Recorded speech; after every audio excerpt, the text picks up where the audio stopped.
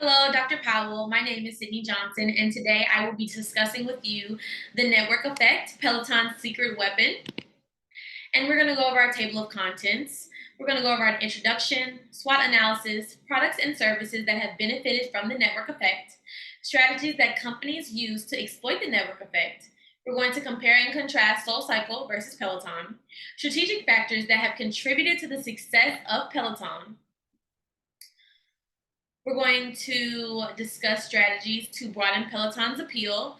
We're going to go over our references, and then we're going to conclude with our three takeaways, and then we're going to part.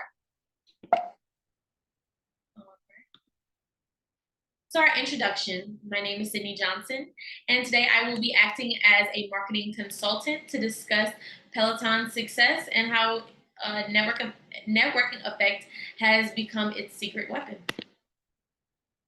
So let's talk about our SWOT analysis. First, we're going to go over a small overview before we dive into our strengths, opportunities, weaknesses, and threats. So diving in, we know that Peloton is an at-home fitness company that focuses on training and equipment, but it was founded in 2012 by Josh Foley, and he and his wife, they found that they had a problem navigating around their work and their home life in terms of finding that time to have time to work out. And going into that, we're going to start with our first strength. So we know that Peloton has a loyal customer base in terms of quality. And also, we know that they're not really focused on the bikes per se, but we do know that they're focused on the technology that has not only helped help the clients interact with their instructors, but it has also helped the clients interact with their friends and family members through that interactive leaderboard that Peloton has patented. So that interactive leaderboard helps the interactive leaderboard actually helps Peloton users keep up with the stats of themselves, their friends, their family members, other Peloton users to help them kind of measure that scale of where they want to be in terms of their fitness journey, as well as it's helped shape their market, the sales, and its products. Let's talk about the opportunities that Peloton has faced over the years. Peloton has had the great Peloton has had a great success in being an at-home fitness company. However, Peloton also has room to dive in more with their other products. Peloton does not have an elliptical machine. However, there is space in the market for that, being an at-home fitness company and diving into that equipment. In terms of globalization, Peloton's manufacturing site is known to be in Taiwan. However, what if Peloton not only shipped to the US, but they shipped to the UK, to Europe, to Africa, to China, wherever? Peloton has the potential to be global in terms of virtual realities. How about Peloton partner up with probably Oculus or a company of that nature in terms of widening that at home fitness, similar to when Xbox had the interaction similar to Wii, when people were able to be active from the comfort of their own homes.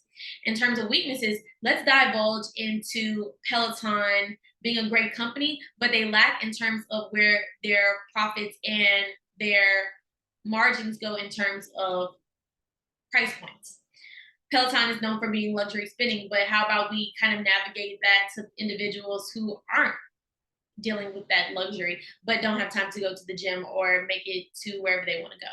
And also, in terms of weaknesses, let's talk about Peloton's profit margins only being catered to at home fitness and equipment. Let's talk about Peloton God. Let's talk about Peloton Access in terms of where they could kind of focus more of their marketing and strategy. And in terms of threats, Peloton's biggest threat is their competitors. For example, SoulCycle, Cycle Bar, or Nordstrom. These are at-home cycling. These are at-home cycling equipments that, well, they're companies, but their equipment, the at-home cycling, it those big names are their competitors. And also the fact that they have actual gyms. That's also something that they're competing with, but they don't want to touch that because that's not their market. Their market is at home fitness. So Let's talk about the products and services that have benefited from the network effect. The network effect is described as a phenomenon in which the value of products or services improve for all users. The more users that join the platform or even its existing user base. For example, SeatGeek is another company that has benefited from the network effect. This concept of the network effect plays a large role within the markets for the digital age, for technological advancements, as well as rapid globalization. So, companies such as SeatGeek, Ticketmaster, and StubHub are all online platforms that cater and compete directly with these large companies for the businesses, the resellers, and the original ticket rights holders. These ticketing platforms serve as two primary sides: its ticket buyers and its ticket sellers. The ticket sellers are then divided into two separate groups: the original ticket holders and the ticket resellers. And also, in terms of that, you also have to take account into when you purchase these tickets, not only are the companies profiting, but also the venues that these companies are using, that they're using these platforms. For example, I purchased tickets to go to a concert one time, and at the bottom, Ticketmaster has a fee, a processing fee that they charge. The tickets that I purchased were about $500, but with the ticketing and processing fees that Ticketmaster tacked on, the tickets went from about $555 to about $670. It's just that simple. Strategies used to exploit the networking effect, strategies that companies can offer options to explore, are once a business is established within the market, dictating by its specialization, development, as well as its execution. For example, the more a business is unique, the less it will have room for its competitors. For example, generic strategies focusing on the overall directional strategy a business at its business level. So when I think of generic strategy, I think more so about the business's growth. I think about the business's stability. How long will it last? I think about the retrenchment. Maybe we need to pull back here because the market is really calling for us to move here. In terms of competitive strategy, a set of policies and procedures that companies or organizations use to gain advantage within the market. I think about cost leadership. I would think more so about the focus and the differentiation. I think about the niche in the market. What's so special about my company and how I can excel versus companies B and C, where my company A will succeed and thrive? For market penetration strategies, I think about involving existing customer gain, additional usage of existing products, and product strategies. I want to recognize the opportunities to invest in new products that will invest in usage of an organization's current customer base. Market development strategies, I want to focus on the expansion of the firm's current product lines and introduction of new or existing products to the market. For example, let's go back and touch base on the opportunities that we talked about earlier with Peloton. If Peloton was to dive more into introducing new or existing products, they can introduce that elliptical. Or, for example, they can introduce something that's already there. For Peloton Tread or Peloton Row, people know Peloton for being a cycling company. They're not known for anything else, but they do have other products and services that they can provide. Let's talk about the let's talk about the diversification strategy, seizing opportunities to serve new markets with new products. Now we're going to do a quick compare and contrast of SoulCycle versus Peloton. When we first were told to look at these websites, I noticed a big thing about Peloton was that it's more lively. It's very interactive. It probably has actual clientele that are living in their homes and they're acting and using these pieces of equipment because they want their customers to say, oh my goodness, look, I can see myself in that space. I can see myself working out. As well as SoulCycle. There's a picture of an instructor. Maybe she'll be your instructor. Maybe you'll be able to get her to renew your soul. For example, with Peloton, when I looked at their site, I noticed that Peloton and as well as SoulCycle, they use positive language. Like, for example, SoulCycle says, renew your soul, make the change today. Or Peloton focuses on, hey, tap into your motivation, get online and choose your instructor. We have this person that caters to boxing, this person caters to cycling, this person caters to the tread. And they provide high high energy, they're charismatic, they have this great energy, and they're providing great music to keep their clientele motivated and amped up to work out and get through the day. Strategies that have led to the success of Peloton. So I want to talk about the competitive strategy. Let's talk about that focus that was needed. The organization that pursues either a cost or differentiation advantage, but in a narrow customer group. The focus strategy hones in on the niche in the market. Peloton's niche is that's at-home fitness, but it also has a heavy, heavy hand on technology. And that leaderboard is key. So let's talk about that leadership.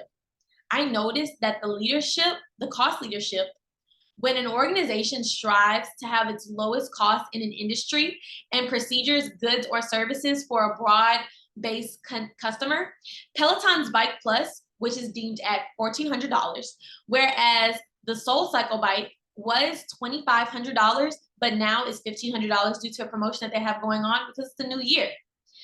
Peloton's price point dominates regardless. $1,400 versus $1,500, it's a $500 difference, but still. Actually, it's a $100 difference. But in terms of Peloton, I think that you get more bang for your buck because Peloton has all of these unique features where SoulCycle, the features are very similar, but Peloton beats them at the price points. Also, you can get the regular Peloton Bike Plus, and I believe it's even cheaper. So let's talk about the differentiation. The organization competes based on providing unique goods or services with features that customers value. List certain features that separate. Well, SoulCycle, when you purchase the bike, you also have to purchase the monthly subscription. Similar to Peloton. Once you purchase a Peloton bike, purchasing that subscription is kind of a necessity due to the fact that you have access to all of these amazing features. You have access to the various trainers, you have access to the various themes for the rides, for the music that amplify that setting of being a part of the Peloton experience, similar to SoulCycle. They have the Pride ride, they have all of these themed rides, but where Peloton varies, the product line is far vast from SoulCycle. Also, let's take into consideration the simple fact that Peloton is more interactive. They have that leaderboard. SoulCycle doesn't have that. Also, SoulCycle has a 22-inch flat screen connected to the bike, similar to Peloton. But Peloton, if I don't want to work out with an instructor, I can literally turn on Netflix, Disney Plus, or even Amazon Prime and watch my favorite movies on there or television shows to kind of zone in or have a very easy ride or workout. Whereas SoulCycle, they don't have that feature. We're going to continue with the strategies that have led to the success of Peloton. Let's talk about market penetration. Strategies that involve existing customer gain, additional usage of existing products. Peloton provides live streaming through our instruction, similar to what I just touched base on. The trainers for a multitude of activities ranging from cycling, running, yoga, boxing, meditation, strength, and many more. They also provide accessories, but you have to purchase them separately. The accessories that Peloton provide within the at-home fitness market, they cater to it. So the accessories, if you want to add something onto your bike, if you want to dive more into working out, they provide weights, they provide yoga mats, they provide many other assortment of workout equipment that you would need.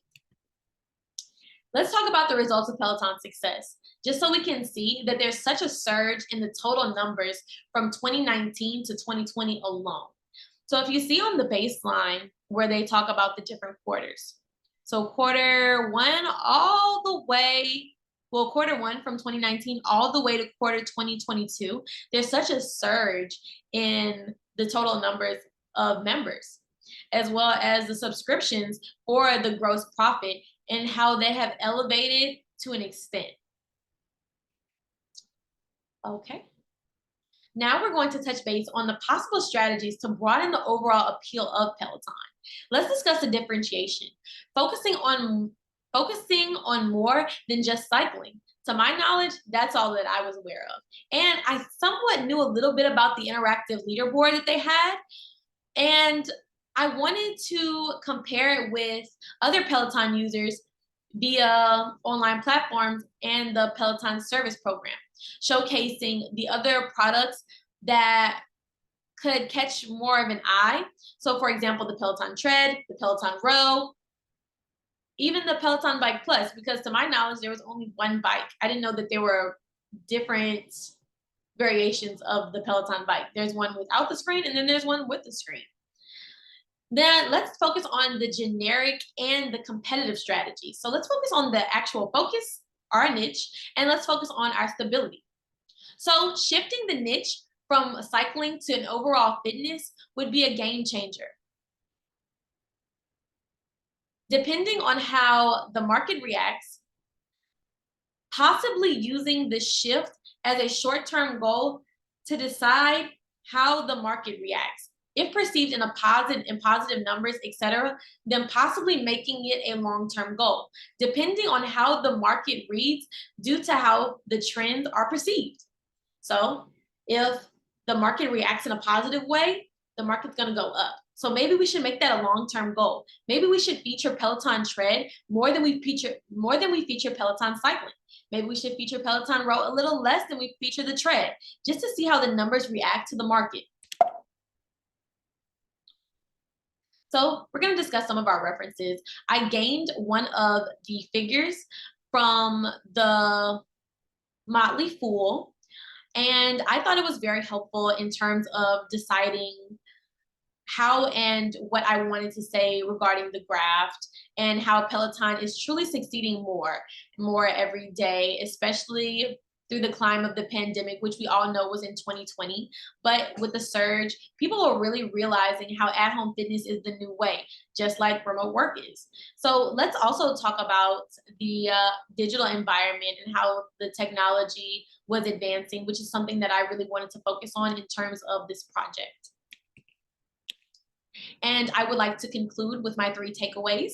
I would like to talk about how the generic strategy is something that I really focused on when I read the overview of the case. It was something that I really focused on, as well as the competitive advantage, the competitive strategy. And the competitive strategy, I really focused on the niche and where it really lied in the market. Whereas Josh Foley discussed how he thought that the niche in the market was technology, but that was actually the network effect. I really liked how the overview discussed certain parts. However, it was a necessity because it was a part of the research that I needed to gain in order to get a better grasp on the case. I also enjoyed the discussion of the market development as well as market execution in terms of how you want to brand. I understood a lot about that, but I also wanted to focus on Peloton and their success. I could have honed in a little bit more on branding and the market. Before reading the case, I did focus a little bit more on Peloton versus SoulCycle and how the language was different and how the product lines were vast. But I truly did enjoy going over this case, and I would like to thank you for your time. And I hope you have a great day.